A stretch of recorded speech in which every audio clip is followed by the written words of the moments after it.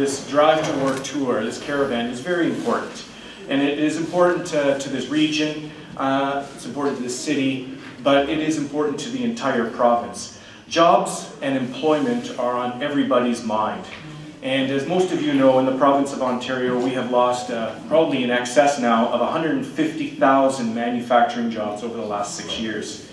And here in the north, we know in the forestry sector, the forestry crisis continues. And we have lost in excess of 32,000 direct and indirect jobs, which when I was doing my research, I actually didn't realize that the economic impact on an annual basis, that's $19 billion to the economy. It's huge, the economic impact. Workers are hurting, families are hurting, communities are hurting. You know, we hear time and time again in the paper, on the news, mill after mill closing, or they're under bankruptcy protection. And as these mills close and as manufacturing and industrial plants close, what happens is terrible. The municipal tax base shrinks. We all know this. And this has serious implications to all of our communities, to all of our municipalities. And as a municipal councillor, and I'm sure Larry would say the same, we hear about this all the time.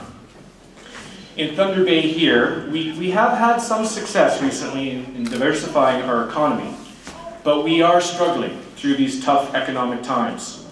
I would, for a moment, like to put a little bit of a human face on our struggle here in Thunder Bay. And if you don't mind, I have a few statistics I would like to share with you to illustrate some of our struggles. Currently, the unemployment rate in Thunder Bay is 9.8%, and in the region, it is 11.7%, the second highest in the province of Ontario. In Thunder Bay, EI recipients are up 27%. Ontario Works clients are up 16%.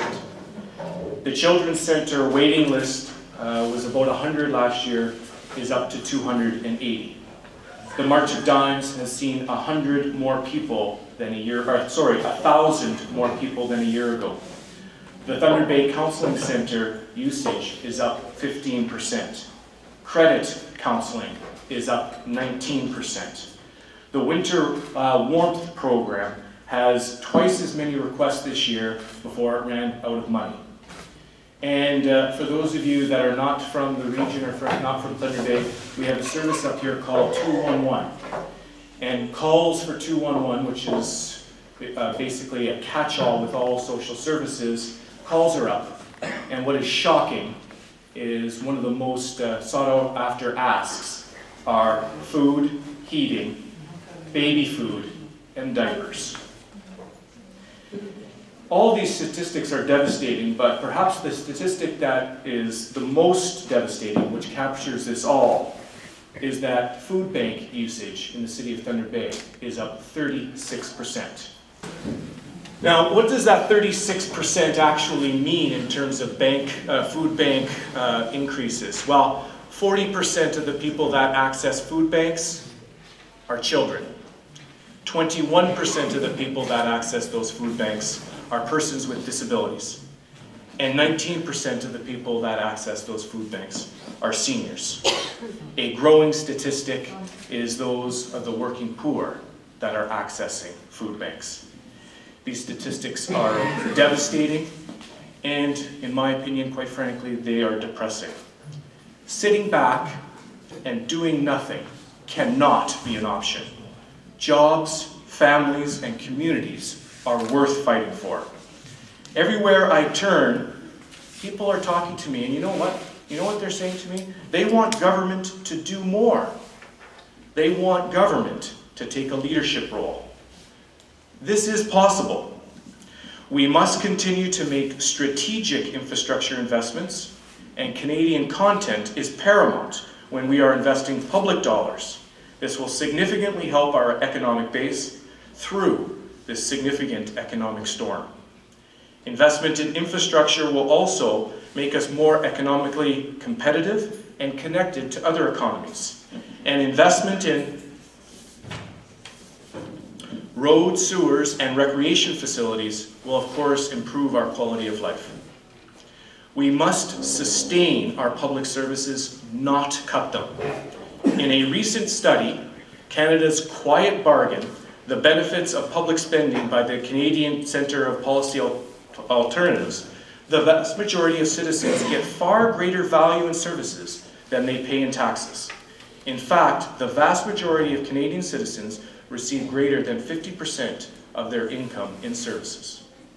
When we cut these services, it is often the most vulnerable that suffer most. Poverty in this region, in this city, and in this province is an issue.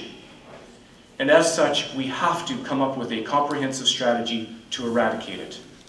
We all in this room know that if we don't do this, the costs will be far greater. There is a tremendous financial pressure on some households. In Thunder Bay, we know this. The median household income in Thunder Bay is not close to the one of the province. In 2005, and I'm sure it's lower now, the median household income in Thunder Bay was about $53,000, and the provincial average is $60,000. Not only do we earn less, but we have a critical income gap here in Thunder Bay, particularly compared to the province. We have a higher than average rate of poverty amongst our Aboriginal brothers and sisters, lone parent families, unattached individuals, and those with disabilities. Brothers and sisters, you know as well as I do that people and communities are hurting because of job loss and reduction in services. This drive that you are all a part of today is so important. No community, and this demonstrates that no community is alone in this struggle for good jobs, strong public services, and an environmentally sustainable future. There are solutions. We have to work together to inform and educate and pressure all orders of government to make this happen. We all, brothers and sisters, have to work together for a more just society. Thank you again for the invitation, and enjoy your evening.